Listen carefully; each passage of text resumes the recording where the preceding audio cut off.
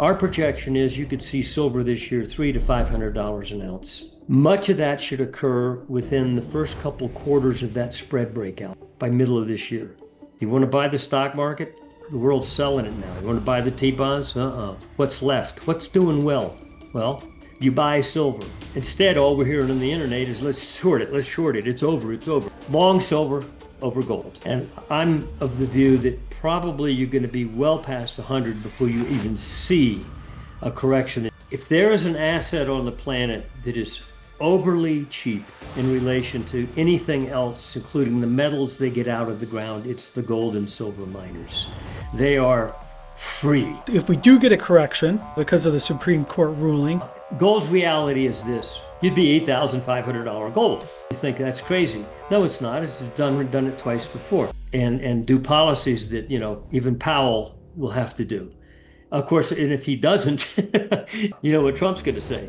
Powell caused all this. Our assessment of silver in particular, we think gold and silver are going up a lot more this year. A lot more. Okay. Multiples more. But silver is going to beat the pants off of gold. Silver is very depressed to gold. We all know that. It's been depressed for a long time, so that hasn't worked. But the technicals that say it shifted into an outperform versus gold occurred in November at the close. By our metrics, we said, okay, game is on. Silver's going to launch versus gold. It's now up to 2% of the price of gold. Early last year, it was at 1% of the price of an ounce of gold. So it's doubled in relative value over a year. And if you go back in history and look at where was an ounce of silver versus an ounce of gold as a percent, let's say the 1980 bull market peak when we hit $50, that old range, okay, it was at 6.5%. 6.5%. We're at 2%, okay. And in 2011 peak, when we hit 50 the second time, it was over 3%. We're at 2%. Our technicals show us that spread relationship is broken out, and we're likely. The quiet detail here isn't silver going up. It's how historically distorted the silver to gold ratio still is. Michael Oliver flags a breakout, but the deeper issue is silver sitting near 2% of gold when past secular peaks reached over 6%. That gap isn't sentiment-based. It reflects decades of capital misallocation, favoring paper assets over hard commodities. The key stat is the doubling from 1% to 2% in just 1 year, which signals early stage reversion, not late cycle euphoria. If ratios normalize even halfway, portfolios underweight silver face asymmetrical risk. What Michael Oliver hints at next reframes this move as structural, not speculative. Think about this. Silver's been in a 50-year, half a century dull range. Suppressed, whatever. Gold hasn't been. Gold blows the heck out of every prior bull high. Copper's not where it was back in the 1970s, 80s, 90s, 2000. It's 4 times that price. Silver, for some reason, has been contained. Whether that's manipulation or a combination of events, it made a mistake. And whenever markets make a mistake, they tend to compensate for it and quite often overcompensate in a tantrum. This has happened many times in markets. It's not usual, but it happens. Copper did it in 2005-06. Lead did it in 2007. We quadrupled in a couple quarters to a new reality. If silver does that, our projection is you could see silver this year $300 to $500 an ounce. Okay, now, much of that should occur within the first couple quarters of that spread breakout, meaning much of it should occur by middle of this year in a thunderbolt tantrum move. This event that's going on now with T-bonds could help speed that up because it panics the central bank. And if you're an investor and you look at the horizon, what do you got? This is where Wall Street avoids eye contact because a 50-year pricing anomaly is not a coincidence. It's a system failure. Michael Oliver points to copper and lead quadrupling as historical precedent, exposing how violently markets correct long-term suppression. Silver lagging while copper rose 4x isn't normal cycles. is distorted price discovery. The $300 to $500 projection sounds extreme until you realize it simply mirrors past commodity snapbacks when leverage breaks. T-bond instability adds fuel because central bank panic historically accelerates hard asset repricing. What Michael Oliver signals next is why these moves rarely give polite entry points. Do you want to buy the stock market? The world's selling it now. You want to buy the T-bonds? What's left? What's doing well? Well, what your buddy down the street told you 6 months ago that he did, and you didn't do it. You buy silver. Instead, all we're hearing on the internet is let's short it, it's over, it's over. I think this surge that we get in the immediate horizon, if those T-bonds slip a bit more, could take silver well past 100, which might be sort of a normal guy's expectation of where the doubling of the old $50 high, And you get a midpoint stumble in this 6-month explosion, which we do expect to get a midpoint fake out stumble. Where's it going to be? Is it going to be at a logical level, or at some level it just turns people's heads, like $130 or something? These events that are now going on with T-bonds could precipitate that. And if they do, watch out for the Supreme Court. Because if those guys come in and say, hey, we're going to step into history here, we're not going to let you do that, or at least try not to, and create doubt about whether he can do it. This part exposes investor paralysis, and when both stocks and bonds lose credibility, capital freezes or chases late. Michael Oliver describes silver becoming the default trade, not because of hype, but because alternatives collapse simultaneously. A move past $100 isn't a moonshot.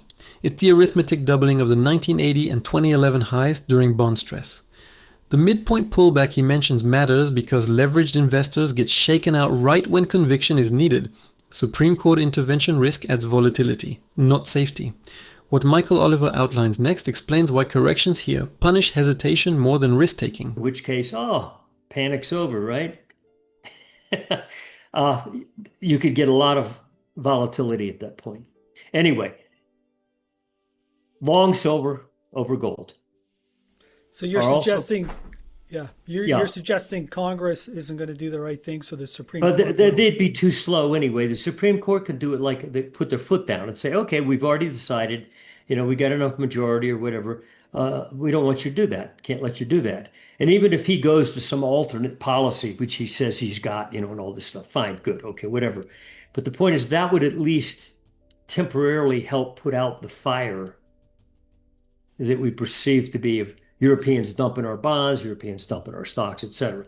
It won't sustain a turn, but it could create that kind of, fever's over. In which case, if that fever has been driving silver and gold over the last few days, for example, then it might create a correction. But the question is where? Where do you go before you get that? And I'm of the view that probably you're going to be well past 100 before you even see a correction. This is the policy illusion investors cling to, that institutions can calmly reverse structural damage.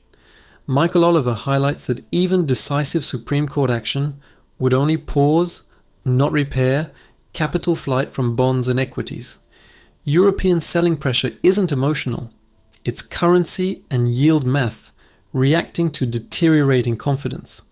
A correction after $100 silver would feel violent but historically normal after parabolic moves begin. The real risk isn't pullbacks. It's waiting for clarity that never arrives. What Michael Oliver closes with next reframes volatility as confirmation, not danger. You could say, there's the midpoint of the time 6-month span where you get a wobble. Anyway, it's an important level because people who got calls got to be concerned about that, And so your point is, if we do get a correction because of the Supreme Court ruling, and we get a correction in gold, we get a correction in silver, and it pulls back, let's just say 20 or 30%, given the moves, it wouldn't surprise me at all to see that kind of a pullback, but that's a buying opportunity. That's when you got to step in again. This bigger reality is not based on the things we see now that have just occurred. Tariff, for example, that only became a market term in 2025. Before that, it wasn't an issue. We still had a bubble stock market well before we ever had tariffs.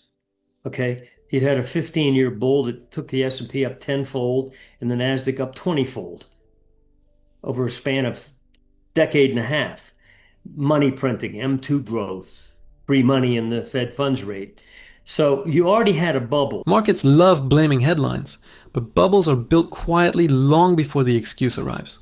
What's being exposed here is that tariffs are just a narrative cover, not the structural cause.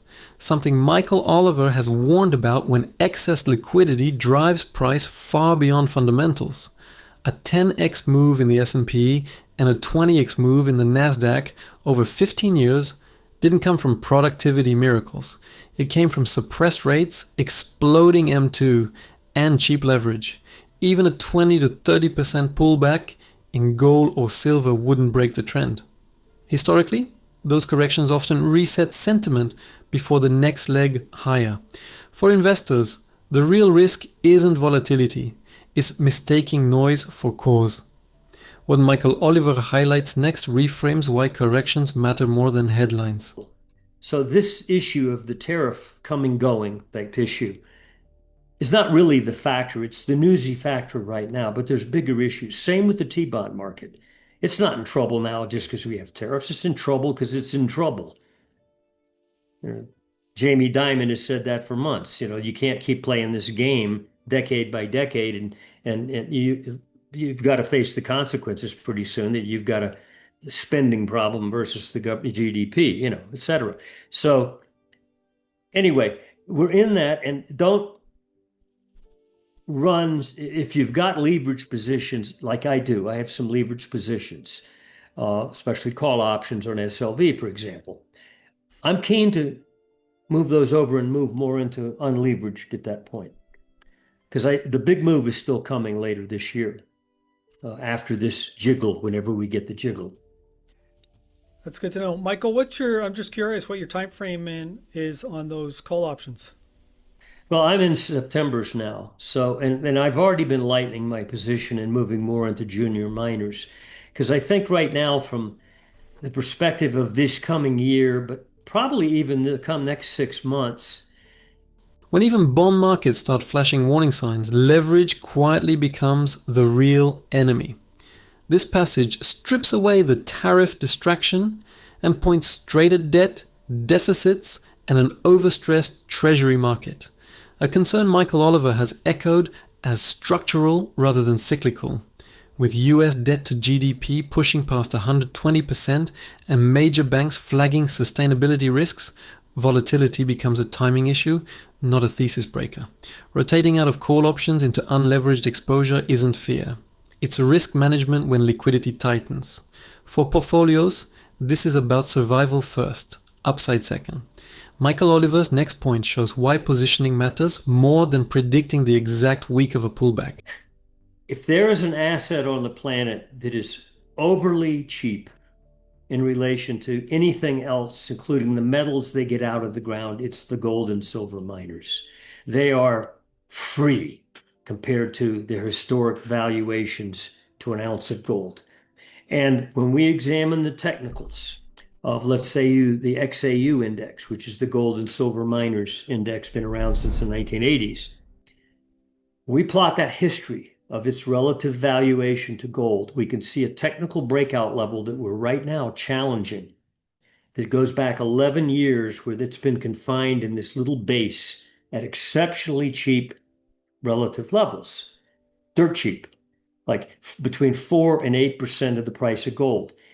Back in the 80s, the 90s, 2000 through 2008, it was on average 25% of the price of an ounce of gold. And we're now rallying to over 8%. That's how cheap it is. And it's got technical wherewithal to explode up out of that base, meaning suddenly investors say, hey, I want to own the miners. And then when we reduce it down to the silver miners versus the gold miners, we see an even more explosive situation. So as I transition out of leveraged in process, I'm moving more into unleveraged miners, because I think that's where the real bang for the buck comes the rest of this year. Valuations this extreme usually don't stay ignored for long. Gold and silver miners trading at 4 to 8% of gold's price versus a long-term average near 25% is a distortion Michael Oliver often flags as a late cycle opportunity. The XAU's 11-year base suggests capital hasn't disappeared. It's waiting. When miners merely revert halfway to historical norms, returns can outpace the metals themselves. For investors, this is about asymmetric upside with defined risk, especially as leverage exits the system. Michael Oliver's next insight explains why silver miners could outperform even within this undervalued space. You think we're going to see a new reality in terms of price? What about gold? Yes. Gold's reality is this. While silver's been capped in this half a century silly range compared to any other asset on the planet, practically, gold hasn't. Gold made a high in 1980, then made another in 2011. They were each eightfold gains from bear low to bull high, higher bear low, next bull high, eightfold gains from bear low to high. Okay. Our bear low is $1,050 in December 2015. Okay. We're only a little bit more than fourfold right now. If we went to eightfold and quote, did it again, in other words, the norm, okay, have another normal gold bull market, like the two we've just had in the past 50 years, you'd be $8,500 gold just to do the norm. And yet we're in a different world now. Like the T-bonds. They're not, they're in crisis mode. They weren't back in those particular times. We're in a different, so just to go to 8,500, wow, you think that's crazy. No, it's not. It's done it twice before. Numbers sound extreme only when history gets selectively forgotten. Gold's past two secular cycles both delivered eightfold gains, a pattern Michael Oliver references when markets dismiss precedent. From a $1,050 low in 2015, gold has only completed half that historical move. Add today's bond stress and sovereign debt pressure, and the backdrop is more supportive than prior cycles, not less. For investors, this reframes $8,500 not as hype, but as math under changed conditions.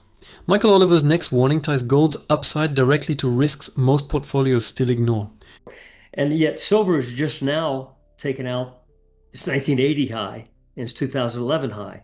It's got a lot of catching up to do. And also on that percentage basis, ounce of silver to ounce of gold, it's off the page cheap. And what if silver, again, not only took out its 50-year highs on price and went nuts and went to a new reality, why shouldn't those spreads go up and challenge or maybe take out those highs? 6.5%, 1980, 3.1%, 2011, we're at 2%. And if gold is $8,000, only $8,000, a normal eightfold move, and silver goes to 3% or goes to 6.5%, it's off the page, So that's what we're looking at, and it's not going to be incremental arm wrestling. It's going to be sudden. Now, you are very concerned about U.S. bonds. What about the U.S. dollar? Because that's also coming under pressure. Dollar is already broken in our estimate. It broke in April last year. March of last year at a price of 104.21, closing price that month. We put out a major sell signal, said the dollar is now in a bear. Silver isn't lagging because it's broken. It's lagging because it's been suppressed relative to gold for decades. The gold to silver ratio sitting near extremes exposes a disconnect Michael Oliver has repeatedly highlighted when metals diverge from historical norms at just 2% relative to gold versus 6.5% in 1980. Silver's valuation gap isn't subtle, it's structural. If gold simply repeats a prior eightfold cycle, silver doesn't need speculation to explode. The math does the work. For investors, this isn't a slow grind trade. It's a convex risk event tied directly to dollar weakness. What Michael Oliver flags next shows why currency pressure accelerates this move. Price chart wasn't. Price chart has been laying for the last, couple quarters on an uptrend that anybody with a crayon and a ruler could go back to like 2008 on the dollar index. Remember, the dollar index doesn't measure the real buying power of the dollar. It measures it versus two other fiats, especially yen and the euro. Okay, euro and yen in that order. They're 70% of the dollar index. So it's one piece of crap versus a couple of others. But so it's not its real buying power, but versus them, it's broken a momentum uptrend. When I use the 3-year average oscillator or a 10-year average, there's a momentum trend line that while price is holding that line, or rather put it this way, laying on the line for a couple of quarters now. No rally off of that price chart line, just laying there like it's dead. But momentum already broke that comparable structure. Price will break it too. So if you see the dollar slip from it's now 98 something, so it's only about 6 points below where we sit, sell it. And you see it get down and much below 95, let's say. Even the price guys are going to say, "Oh gosh, it didn't hold." And I think you'll assault the old lows at 70, which we saw, a couple decades ago. The dollar looks stable only if you ignore what momentum is already screaming.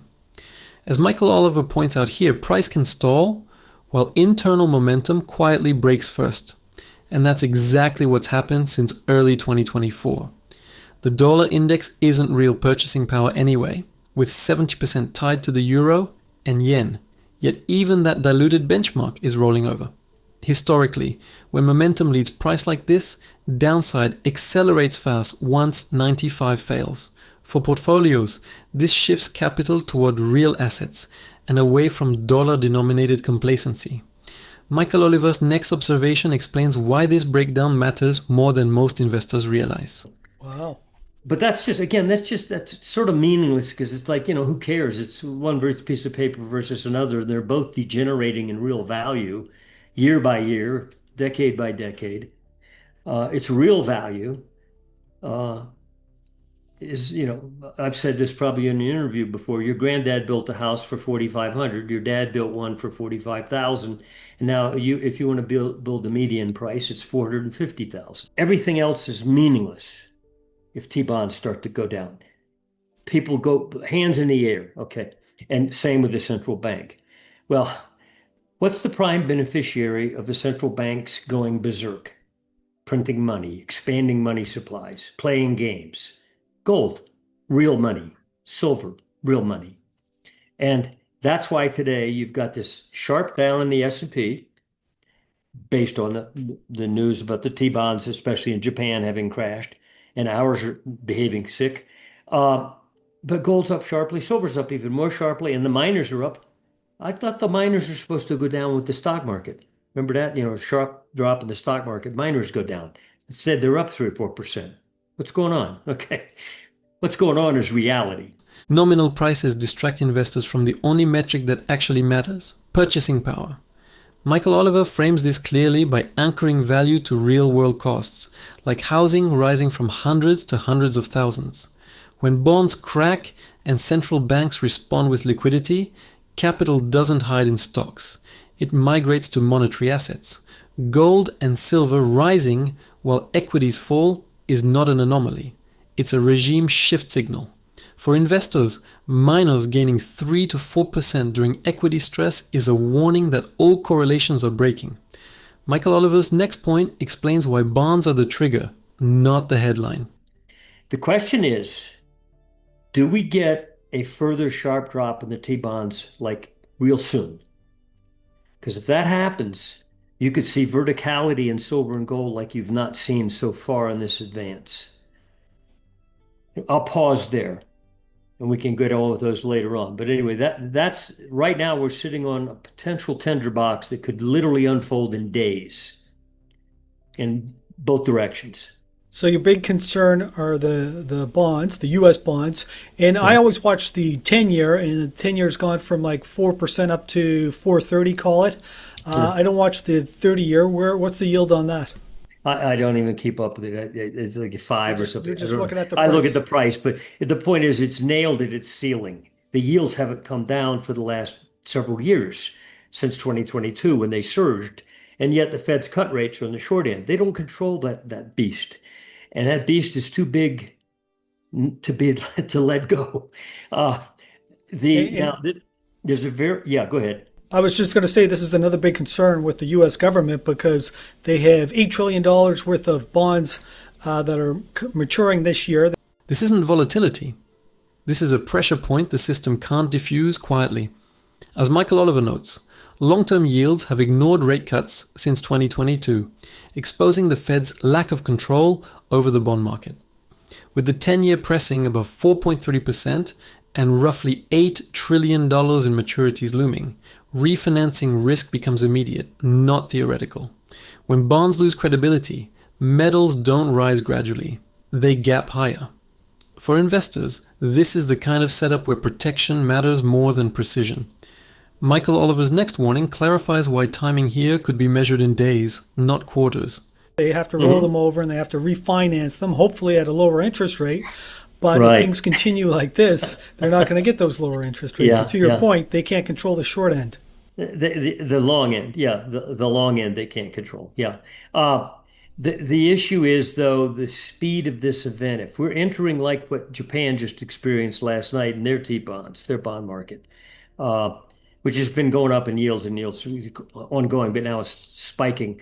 We're starting to do if we start to do the same thing, uh-oh, that's like a nuclear event, especially for markets. And we know the central bank will go as berserk as they possibly can. They know what all kinds of tools they've had in the past. They'll use them all. They'll invent new ones. I don't know what they're going to do. But they will have to panic because it's too big not to intervene. And the Fed had instituted QE in November 2008, right after that crash. So I don't see the stock market as being a precipitous problem. The one that is potentially precipitous is the bond market, which is way too big to allow, meaning they're going to have to go ape to prevent that and do policies that, even Powell will have to do. This isn't about whether the Fed wants to intervene. It's about whether it has a choice. As Michael Oliver points out, the long end of the bond market is where policy credibility lives, and that's the part central banks don't control. Japan's yield spike is a warning shot, because when refinancing fails at scale, liquidity crises accelerate fast. With the Fed forced into emergency behavior like 2008 style QE, the bond market becomes the true systemic risk, not equities. For investors, this means inflation hedges matter more than index exposure. What Michael Oliver explains next shows how currency fallout compounds this pressure.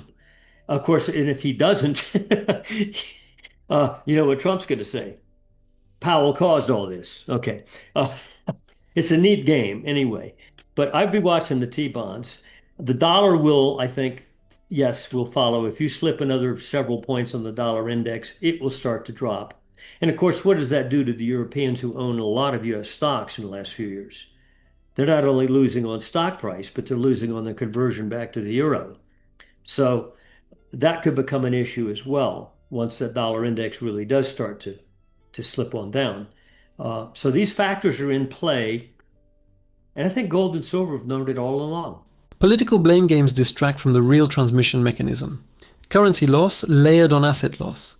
Michael Oliver has warned that once the dollar rolls, foreign capital faces a double hit: declining equity values and unfavorable FX conversion. European investors who piled into US stocks now face shrinking returns even if prices stabilize. Historically, when the dollar index slips several points quickly, capital rotates into assets with no counterparty risk. That's why metals often move before headlines catch up.